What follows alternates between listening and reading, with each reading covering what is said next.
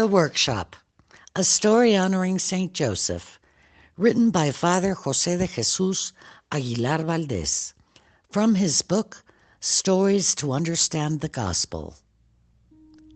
With his eyes full of a child's wonderment, the boy Jesus entered his father's workshop for the first time. Joseph was not there, but the Son of God admired the workshop because he knew it was the source of the income with which his earthly father clothed and fed them. In silence, the boy discovered order in that place. There, he learned of the importance of order in one's work. He observed each of the tools and their characteristics, coming to the conclusion that no two tools were alike. That is how the child learned that, in life, as it is with tools, each opportunity, each moment, and every person are different, unique and unrepeatable. Jesus approached the wood and curiously observed its seams. Gently stroking it with his small hands, he distinguished the uneven portions and understood the importance of sanding down the splinters and the rough edges. There, he learned that just like it is with wood, any difficult situation, problem, or relationship can be smoothened out and improved with care and perseverance. Walking barefooted in his father's workshop, he discovered the furniture made by Joseph. It was fashioned out of so many different pieces, large and small, but indeed, each of them was important.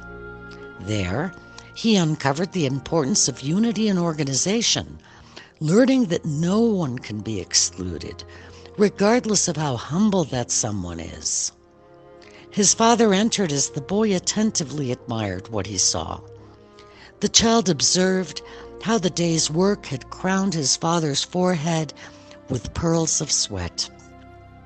The carpenter then asked his distinguished guest, "Do you like my workshop?" The boy smiled and assented, nodding his head. His father then remarked, "It is very small in size, but I make it large with my work and my service. Everything that is made here is well made, because it's made with love. It gives me joy because, with my work, I can feed and provide sustenance for my family. Besides, wood is such a noble material that it can solve many problems." The Son of God held those words in his heart and ran into the arms of Joseph, who embraced the boy, hugging him tightly. Jesus never ceased to remember that day in the workshop, those strong arms and the smell of noble wood. Many years went by. Joseph died, but Jesus never forgot him.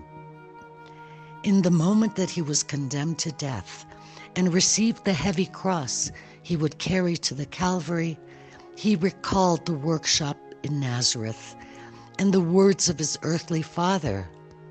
What is such a noble material that it can solve many problems? Like so, Jesus bore the cross with enthusiasm, knowing his passion and the heavy wooden structure would bring forgiveness to the world and many problems would be solved. While he was being crucified, he cast his mind back to the tools his father used to assemble the parts.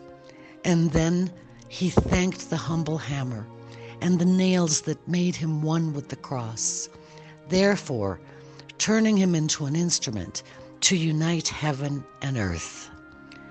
Shortly before dying, the scent of the wood the cross was made out of made him feel he was back in his father's workshop in such a manner that when his strength was failing him, he felt that Joseph was holding him in the carpenter's strong arms. Jesus then understood that with his work for salvation, he had transformed the entire world into a workshop with which he fed and provided sustenance for humanity. And on account of his efforts, his forehead was beaded in the very sweat that he had seen on his Father's forehead. In his very last moments, Jesus remembered Joseph, that loving earthly father, and with those memories, he surrendered his spirit to the eternal Father.